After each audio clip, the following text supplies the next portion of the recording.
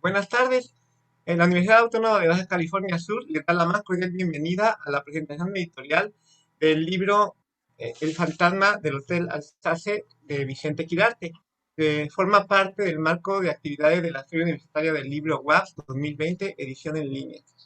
Esta presentación es traída a ustedes por la Universidad Autónoma de Baja California Sur, invitada a esta edición.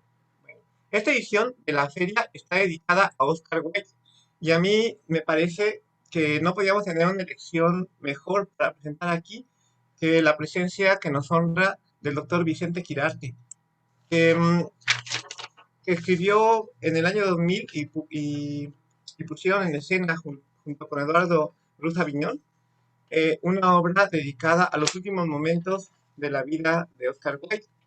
Este, el doctor Vicente Quirarte es eh, todo un lujo que podamos tenerlo aquí con nosotros. Él es doctor en literatura mexicana por la Facultad de Filosofía y Letras de la UNAM. Ahí ha sido profesor desde hace muchos años y es investigador del Instituto de Investigaciones Bibliográficas de la UNAM, miembro de número de la Academia Mexicana de la Lengua e integrante del Colegio Nacional. Su obra incluye libros de poesía, narrativa, teatro, crítica literaria y ensayo crítico. Su poesía reunida fue publicada en 2000 por la UNAM bajo el título Razones del Samurái. Otros libros suyos son Peces del aire altísimo, Invitación a Gilberto Owen, Vergüenza de los héroes, Sintaxis del vampiro, Fantasmas bajo la luz eléctrica, Elogio de la calle y México, Ciudad que es un país. Ha recibido el premio Javier Villarrutia, el premio 2010 del Instituto de Estudios Históricos de las Revoluciones en México, el premio Iberoamericano de Poesía Ramón López Velarde, el premio Universidad Nacional, entre otras muchas distinciones. Y pero me interesa más una parte muy particular de su obra, que es su trabajo teatral, que lo ha hecho junto con Eduardo Ruiz Aviñón en la UNAM, donde han presentado una serie de obras, este, cada una mejor que la otra, de verdad, y muy buenas, y que son, y que tienen una característica, y es que han trabajado ellos sobre un tema que es como hacer homenaje a escritores románticos, góticos, ¿no? Que son de su preferencia. Era una búsqueda del terror, de lo escatológico en las obras de teatro y que ha dado muy buenos resultados. Tuvimos así una obra sobre Marichili, ¿no? Otra obra sobre Melville, otra obra sobre, ahora la que nos tiene aquí es sobre Oscar Wilde, el fantasma del doctor Alsace. Pero en lugar de cansarlos yo con el rollo que voy a estar hablando de Vicente Girarte aquí 2 o 3 horas o más, porque realmente lo admiro mucho y lo quiero mucho por otro lado, ¿no? Y entonces le voy a dar la palabra para que él nos explique y nos platique de este libro, este, que es de verdad una belleza que yo les recomiendo a todos. Muchas gracias, doctor Rovira, por esta tan generosa acogida. Agradezco a la Universidad Autónoma de Baja California Sur esta invitación. Me complace estar con ustedes en una tierra que amo tanto y la gente que siempre me acoge de una manera muy cálida y muy auténtica.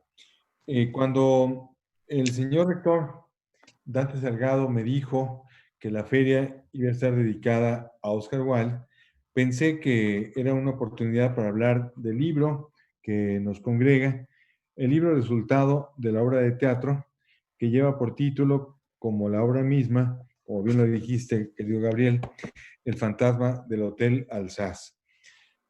Dirigida, la obra originalmente estuvo dirigida por Eduardo Ruiz Aviñón, como bien lo dijiste, director de cabecera, el que siempre me ha inoculado desde el principio el, el, eh, pues el virus del teatro, que ha sido, como tú dices, incurable.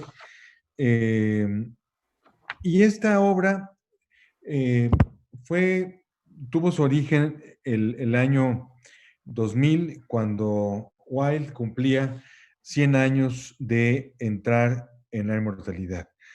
Pensé que era necesario hacer algo sobre Oscar Wilde y su origen acaso se remonta al año de 1992, cuando en una noche en París íbamos caminando en busca del hotel donde había muerto Oscar Wilde. Un hotel que se llamaba el Hotel Alsace en ese entonces y que ahora lleva el nombre escueto y sencillo del hotel.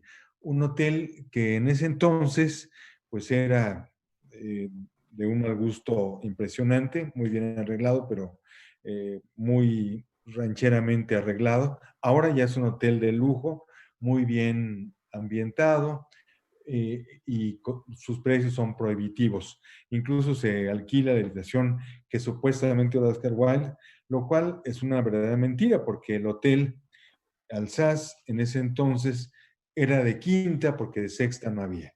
O sea, era un hotel realmente muy pobre. Y hace poco, bueno, el año centenario, el año 2000, apareció también esta biografía de Barbara Belford titulada Oscar Wilde, A Certain Genius. La biografía importantísima de Wilde fue escrita por Richard Ellman. Sin embargo, Barbara Belford, que también fue biógrafa de Bram Stoker, el autor de Drácula, eh, aporta algunos datos que me interesaron y que después, bueno, ahora debo decir que leí el libro mucho después de haber escrito la obra y me complace pensar en que yo tenía que buscar dramáticamente un personaje que no tuviera tanto peso, es decir, del que no se supiera mucho históricamente. Por eso elegí a Duparrier, el dueño del Hotel Alsace, porque según la historia, Duparrier fue muy cercano a Wilde y lo admiró mucho. Fue, de hecho, el único que lo acompañó, o de los pocos que lo acompañó en su entierro. Y por eso pensé que era una oportunidad para ponerlo como personaje dramático. Aquí, entre la memorabilia que traigo, está el programa eh, del Teatro Centro de las Artes de Monterrey, donde el 2 y 3 de febrero de 2002 pusimos la obra, y aquí aparece precisamente el reparto. Tiene, por supuesto, el actor Oscar Wilde, está personificado por Mauricio Davison, un gran actor que hizo un papel maravilloso. Jean Duparrier, el dueño del Hotel Alsace, es personificado por Gilberto Pérez Gallardo, que desgraciadamente ya nos dejó de manera tangible, pero que siempre está con nosotros. Elena de Aro, que es una actriz muy talentosa, hace tres papeles. Hace el papel de la doncella que limpia la habitación de Wilde, hace el papel del garzón, o sea, el que lleva los recados, el muchacho que lleva los mensajes y hace el servicio en el Hotel Alsace, y el hada verde del ajenjo. Elena es genial en los tres papeles porque puede identificar muy bien cuando se trata de un varón, cuando se trata de una mujer fatal como es el hada verde del ajenjo, o una mujer recatada como es el caso de la doncella.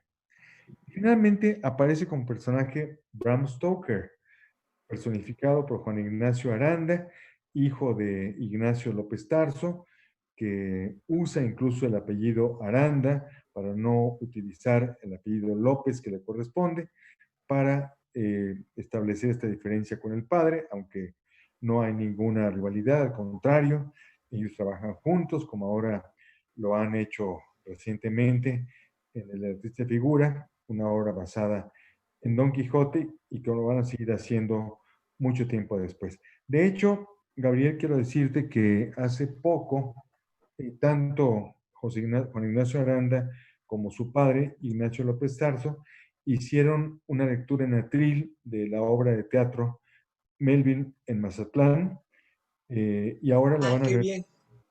en diciembre, la van a repetir, eh, porque pues es la manera en que están haciendo ahora teatro virtual, teatro desde su casa, y la gente compra boletos y se inscribe.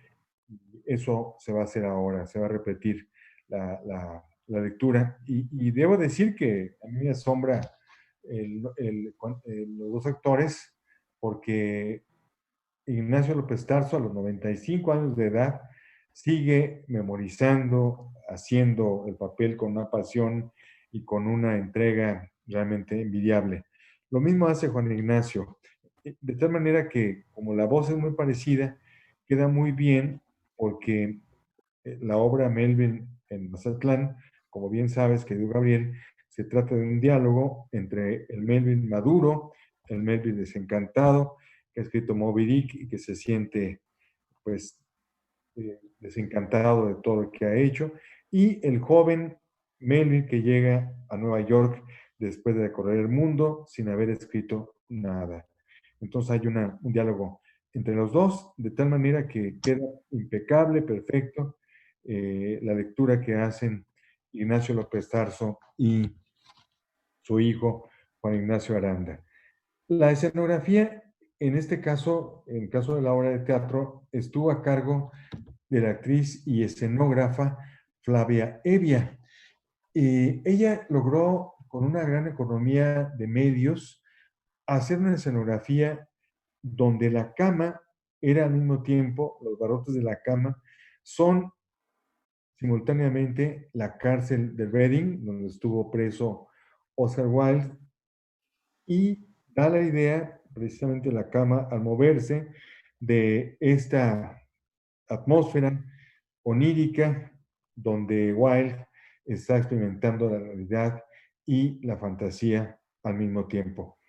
Yo quedé muy contento con esta primera obra porque, como dice Federico García Lorca, el teatro es la poesía que se pone de pie y sale a la calle. Y esto lo experimenté desde que los actores leyeron la obra de teatro en voz alta.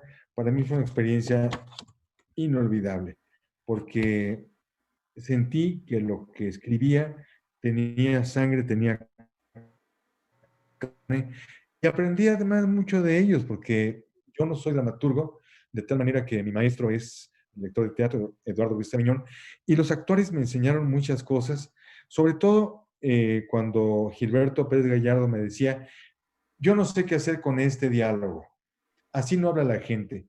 Eso fue para mí muy importante, me di cuenta de que el teatro consiste precisamente en eso, y la literatura en general, en hablar, en encontrar las palabras justas, como se diría, en la calle. Recuerdo en ese sentido lo que decía Antonio Machado cuando decía, ¿cómo se dice? Juan de Mairena decía a uno de sus alumnos, bueno, a sus alumnos, a ver, ¿cómo se dice en lenguaje literario los acontecimientos consuetudinarios que acontecen en la vía pública? Y uno de los alumnos le contesta, lo que pasa en la calle. Y entonces, claro, Juan de Mairena responde, no está mal, por supuesto, así debe de ser dicho, ¿no? Y eso para mí fue una gran lección y es algo que he tratado de seguir siempre, no solo en el teatro, sino en la poesía y en general en todo lo que escribo, porque hay que tratar de buscar el lenguaje natural, lo cual no significa, y bien lo sabes, Gabriel, que la literatura sea igual al lenguaje de la calle, pero sí hay que buscar el lenguaje más natural, lo que en inglés se llama el common style, que nos permita decir en nuestras palabras, pues lo que reencontrarnos en el otro. Es decir, cuando uno lee eh, ciertos documentos de autores que consideramos ya en nuestra sangre, decimos, yo hubiera dicho esto de esa manera. Claro, eso es el escritor, eso es cuando nos identificamos como lectores con un autor y quisiéramos haber escrito eso y de hecho lo estamos escribiendo. Bueno, eso es harina de otro costal. Bueno, como te decía hace un momento, Gabriel, quiero compartir con nuestros amigos que nos siguen este libro de Oscar Wilde titulado De Profundis. Ustedes pueden ver que es una edición encuadernada, muy bonitamente encuadernada por el maestro Félix Ocampo, a quien le mando un saludo desde aquí porque está atravesando por serios problemas de salud.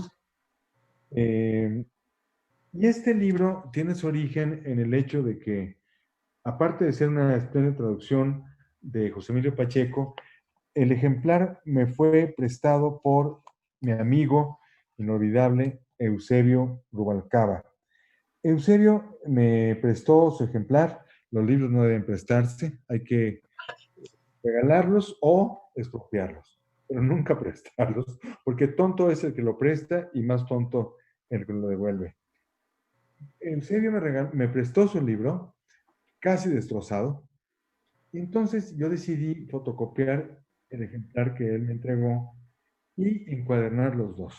De tal manera que le regresé su ejemplar y me quedé con este tesoro doble, porque aparte de bueno, triple, porque aparte de la espléndida traducción y las notas de José Emilio Pacheco, están los subrayados de Eusebio, de tal manera que constantemente regreso al libro y leo sobre todo los subrayados que hizo mi amigo.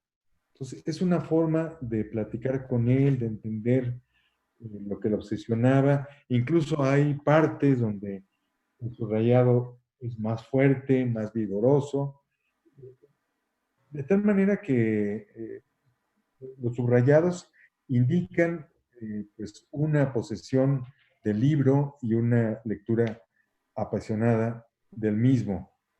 Cuando lees el libro, tú estás leyendo a 16 ojos, ¿eh? Porque lees con la mirada de José Emilio Pacheco, de tu amigo, de Oscar Wilde y la tuya. Exactamente. Entonces, como tú dices, Gabriel, muy bien, es una lectura cuádruple. Sí, porque efectivamente uno como lector se posesiona del texto y lo hace, pues en este caso, 4 veces nuestro, porque finalmente el lector es otro, ¿no? Cuando leemos, estamos siendo transformados y no estamos pensando en vete a sacar la carne del refrigerador o pon la comida para los niños, sino uno está transfigurado en otro ser, ¿no? En otra criatura. Y eso es lo maravilloso de lectura. Pues yo Ahora, creo que eso lo lograste con el fantasma del Hotel SAS, porque al principio, por haber seguido yo tu teatro con mucha atención, porque lo he seguido con mucha atención de verdad, encontré algunas cosas que me llamaban la atención, como esta permanencia del lenguaje poético, que ahora me queda más claro por tu referencia a Lorca, de que el teatro es cuando la poesía se pone de pie y habla, que esto ya te lo había oído otras veces, por lo que creo que es algo que crees profundamente, y se ve en tus obras de teatro. Pero además, en el caso de Oscar Wilde, de esta representación que hace de Oscar Wilde, está muy equilibrado con la imagen que puedes tener tú del autor, que es un autor que también ha seguido toda tu vida. Y entonces lo conoces como si fuera un amigo tuyo. Y nos lo presentas en sus sufrimientos como es. Entonces, cuando vemos platicar con Duparier se llama, y con Bram Stoker y con Constance, son escenas realmente muy emotivas de una persona real, aunque las palabras sean tan dulces, tan poéticas, están hechas de modo que parece que uno lo podría estar diciendo a cualquier persona real. Eso me gusta mucho de esta obra de teatro. no, pues gracias, Gabriel. Yo creo que efectivamente Wilde es un autor que me ha seguido desde mi niñez. De hecho, cuando escribí la obra, pensé en cómo, bueno, no pensé, sino me llegaron los cuentos que tradicionalmente son para niños, porque pues él los escribió, Wilde los escribió, los consiguió para sus hijos, y son cuentos que leemos todos de niños, El gigante egoísta, El ruiseñor de la rosa, eh, bueno, El gigante egoísta, El ruiseñor de la rosa y el el príncipe feliz. Sobre todo esos tres cuentos, el príncipe feliz, el gigante egoísta y el prisionero de la rosa. Me parece que pueden ser leídos como cuentos para niños, pero también como cuentos de amor y de amor imposible. Wilde los escribió cuando todavía no descubría su verdadera vocación, su amor, como él decía, el amor que no se atreve a decir su nombre.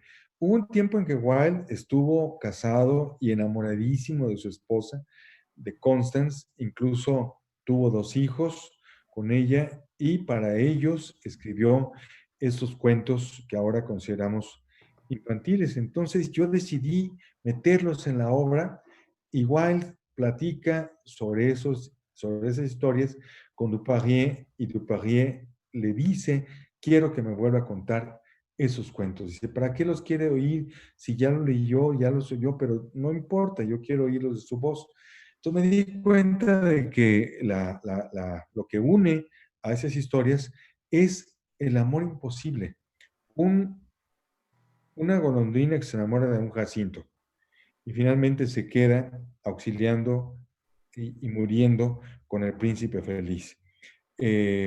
Un estudiante que insiste en tener una rosa para una mujer que finalmente lo desprecia.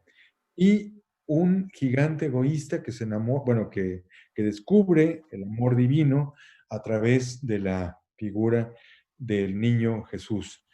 Me pareció que esas tres historias podían articular muy bien la obra y podían ser combustible para la imaginación febril, hasta cierto punto infantil, de Duparrier, quien estaba ávido por conocer, según la concepción dramática de la obra, por conocer el talento de Wilde, como efectivamente sucedió. En la realidad, Duparrier era un ser que se sentía muy agradecido de tener en su hotel a un huésped tan distinguido, aunque Wilde eh, pues hubiera cambiado de nombre y estuviera en la inopia absoluta, en la deshonra definitiva, después de salir de la cárcel de Reading. Ahora, otra obra el lateral que no escribí, pero que allí está y que está flotando en el aire, es que al mismo tiempo que Wilde estaba en el Hotel Alsace con el nombre de Sebastián Melmoth, Melmoth el Errabundo, nombre de un escritor también irlandés, Maturin. En París también estaban Rubén Darío, eh, Horacio Quiroga, Amado Nervo. Entonces, todo eso es muy interesante, pero era imposible que hubieran conocido a Wilde, porque Wilde prácticamente estaba escondido y bajo otro nombre. Era imposible. Yo no sé si, bueno, sí tienen idea de quién era Wilde, porque Wilde comienza a ser publicado en la revista Moderna y en sus memorias, Valenzuela habla de cuando en Estados Unidos conoce, bueno, ve, conoce, se da cuenta de que Oscar Wilde está en el mismo café que él. Así que sabían quién era Wilde y sabían de su fama. Eh, y bueno, esa es otra historia que habrá que hacer alguna vez, querido Gabriel. Pues sí. Eh, A mí una cosa que me sorprendió mucho de esta en particular es ese encuentro entre Bram Stoker. Yo he visto esos encuentros como, ¿cómo te dijera? Un poco como inventados de otros escritores que han hecho, conjeturales, pues, que han hecho para, para darle cuerpo a algo que se dice como chisme, ¿no? ajá, Se clásico. conocía, se conocía un poco que Bram Stoker pues había viajado para proteger o para ayudar a Oscar Wilde o algo así, pero no había mucho, no había ningún testimonio, por ejemplo, ¿no? Y ahora que tú lo pones, resulta muy aleccionador por ver la relación tan fuerte que literalmente tienen ambos personajes. Y más extraordinario porque la biografía que tú estás citando, hace la biografía de los dos personajes y lo leíste después de haber hecho la obra, lo cual es una coincidencia interesante también. Ahora, lo que estás diciendo es muy, muy preciso porque precisamente eh, Barbara Bradford incluye una fotografía de Florence Balcom. Aquí está Ujú. Florence, Ah, que era considerada por Wilde la mujer más hermosa de su ey, tiempo.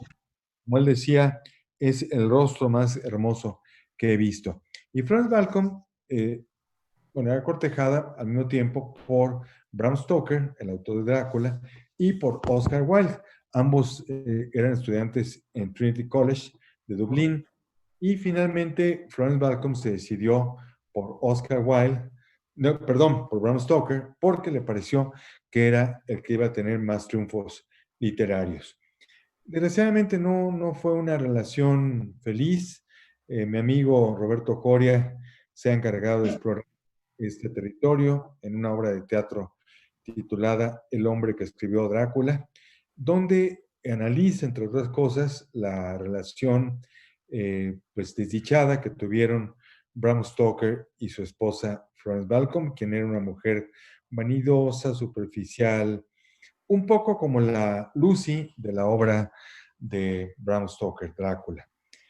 Efectivamente, como bien dices, Gabriel, eh, está, no está documentado el hecho de que Bram Stoker ayudó económicamente a Wilde, pero sí se dice que le mandó unas libras.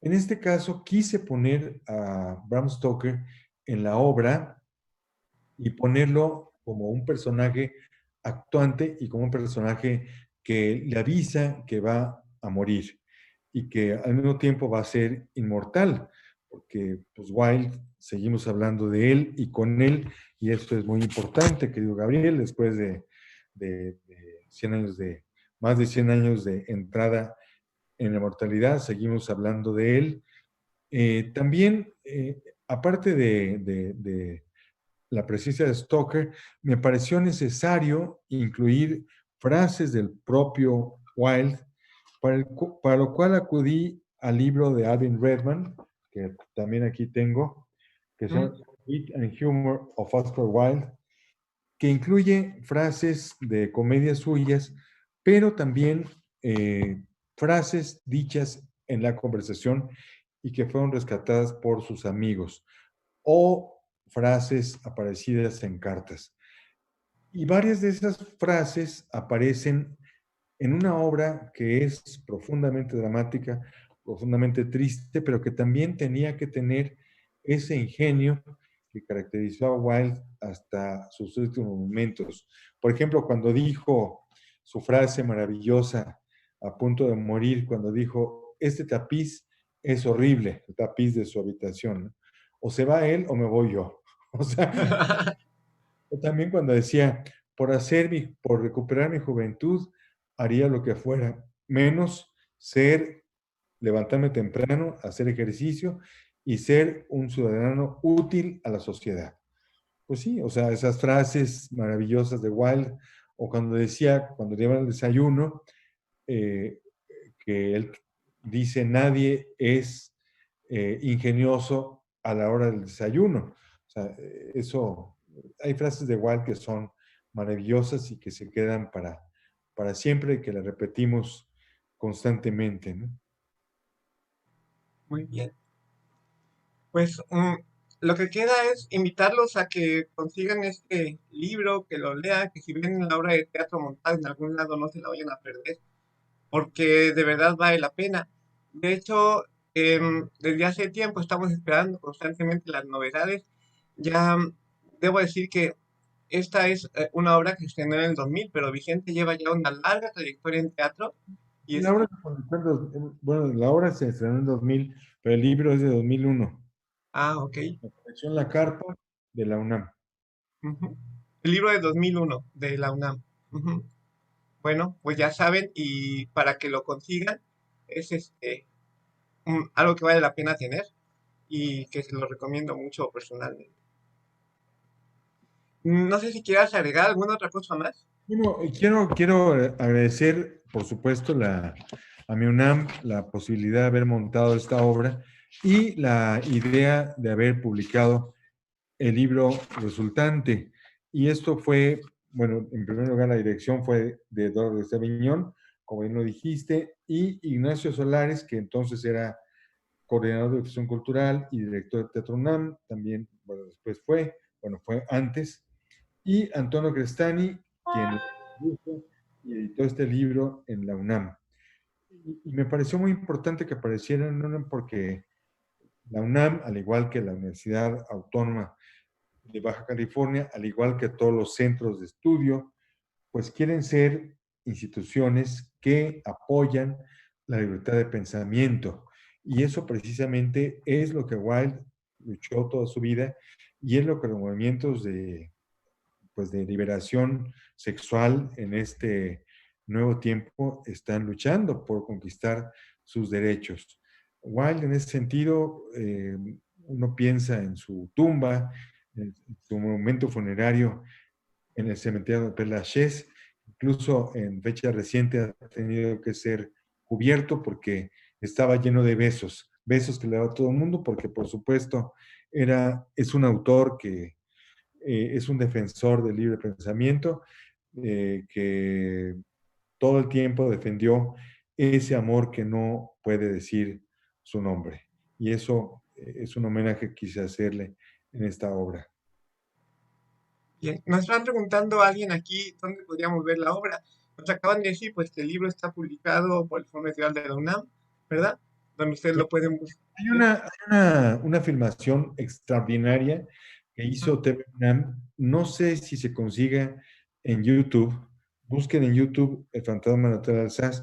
Y si no es así, yo con mucho gusto le mando a la universidad, le pido a TV UNAM que me dé una copia y se la mando a la universidad.